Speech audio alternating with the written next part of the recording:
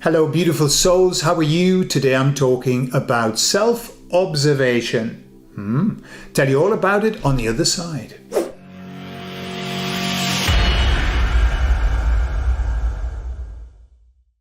Whilst I was talking with the emissaries the other day, I was telling them about, well, we were talking, and at the time, everybody in my immediate family was being sick, literally vomiting.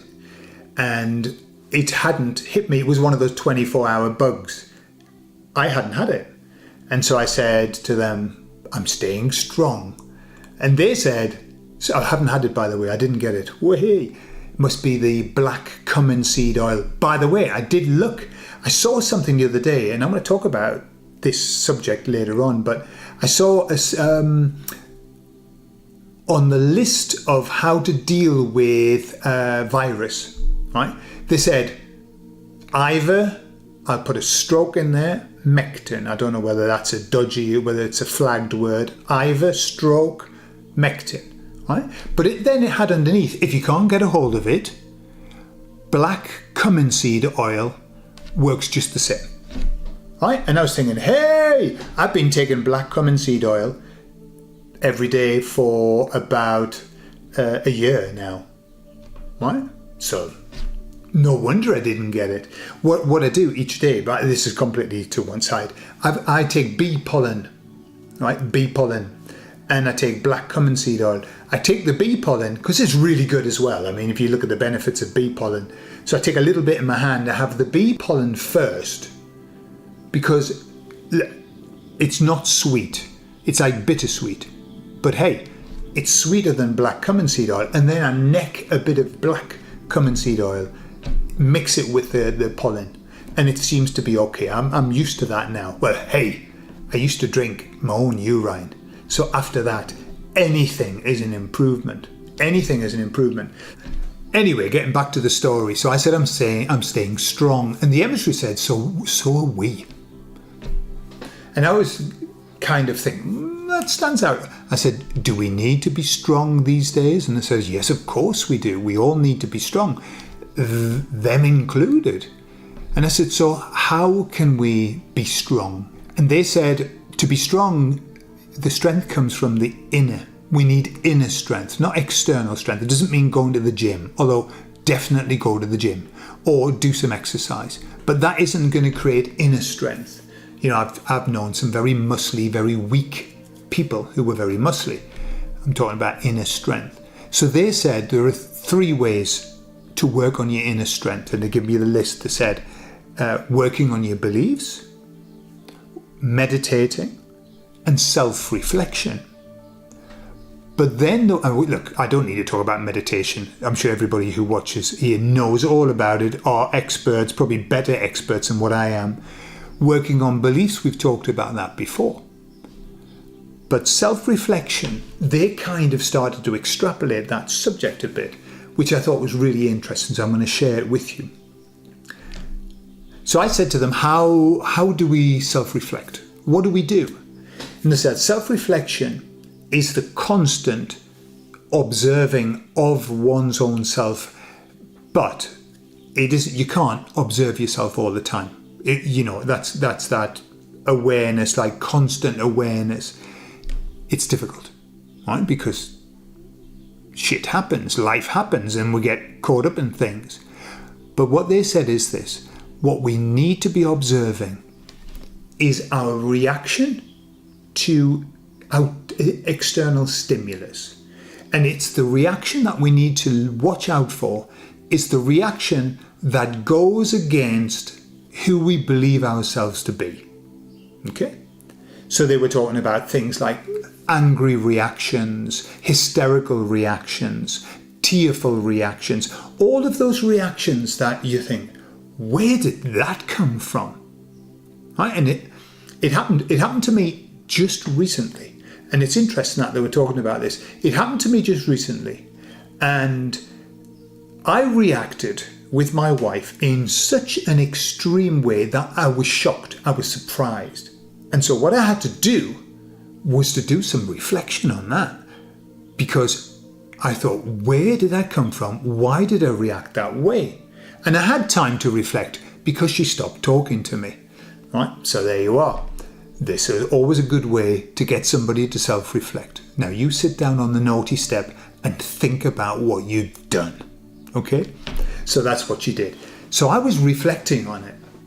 Now what the emissaries were saying was that the basis of all what we would call an abreaction, and that's what it is. It's something that you think, what? Yeah, it's outside of your control. The basis of every reaction is fear. Okay? We're scared of something. And so they said, all that you need to do when you have one of these reactions, and you know this word triggered, I was triggered. That's exactly what they're talking about. So if you find yourself triggered, you can try this. This is a self-reflection process. And they said, all you need to do is to ask yourself this one question. In that moment, what was I scared of? Okay? And now that's a scary question. Because what happens typically to us is that it's much easier for us to blame other people. And how many times have you heard this? Look what you made me do. Look what you made me say. Look how you made me feel. You make me feel terrible. You made me feel angry. Right? Why? Because that's just because we're shit scared about actually looking and asking ourselves, what was I scared of there? All of those reactions are fear-based reactions. Remember? Love or fear. Okay? And I'll tell you what happened to me when I was reflecting on that moment that I had, this explosion. I had to look at what was behind it. Right? Now, one of the things that happens when we're triggered is that that's not the first time. Right? Triggers don't happen the first time. Triggers happen when you have a lot of shit that's built up. Now in relationships that can happen. Something happens, another thing happens, another thing happens, and you're getting filled with this whatever, upset or whatever, and then you get the one action that's the straw that breaks the camel's back. Okay, so that's kind of how it happens. So another piece of advice is to talk things out as quickly as you can before you get to that stage. But when I analysed what happened to me, what I realised was there were two very big fears that I had at that moment. And that was what the basis was. Yes, I had a lot of build-up to it, but there were just two fears. Right? And it took me a good while to come to that realisation of I had to look at myself, think of that moment, and just ask yourself that question. What was I scared of? What was I scared of? There are different levels of fear as well. For example, I remember I used to get triggered a lot when people would, as the expression goes, take the piss. Okay? But what I mean by that is if somebody wasn't taking me seriously, that would really trigger me. You know, if I was maybe complaining about something or giving somebody some feedback about something very important and they were dismissing it, I would get really triggered. So when I analysed that, what I realised, well, I'd be thinking, hey, I don't like not being taken seriously. So that's a superficial one. That isn't really the fear. The fear was maybe I'm not good enough to be taken seriously. Maybe people don't take me seriously because I don't deserve to be taken seriously, right? So it's much more, the fear is always on a much deeper level, very base. And then that's why you have to look at your beliefs. What do I believe about myself? You know, am I enough? Am I valuable enough? So those triggers show often where your beliefs lie about who you truly are.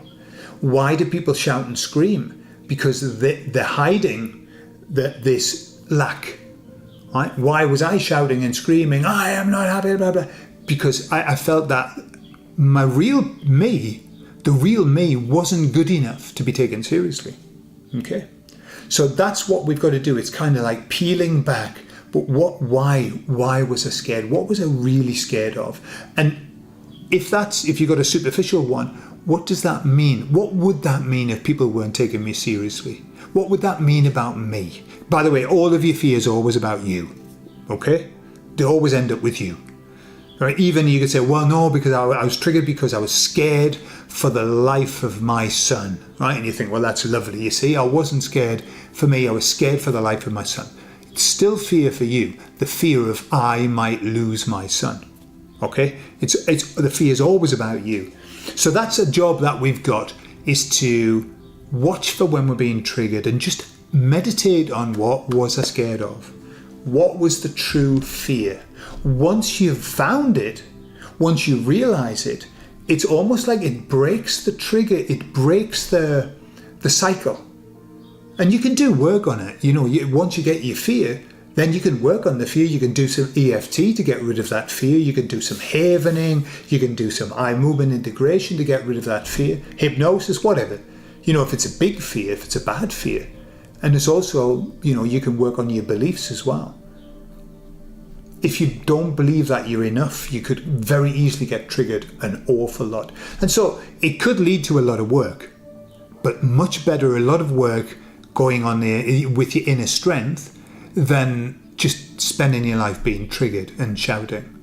Hopefully by the time that I'm 120, all of that will be finished and I'll have done the work and I'll be able to die happily. I'm living till 120, but then after 100, I'm only living to 110 healthily, 10 years more, up to 120, just to piss people off, and then I'm going to go, okay? Unless some technology comes out and does something else, but that's just a rough plan, on the back of a fag packet, yeah? So, there you are. Inner strength. Work on your fears, and your triggers will stop, or at least they'll abate a little bit. I love you all, and I'll speak to you all later. Bye-bye.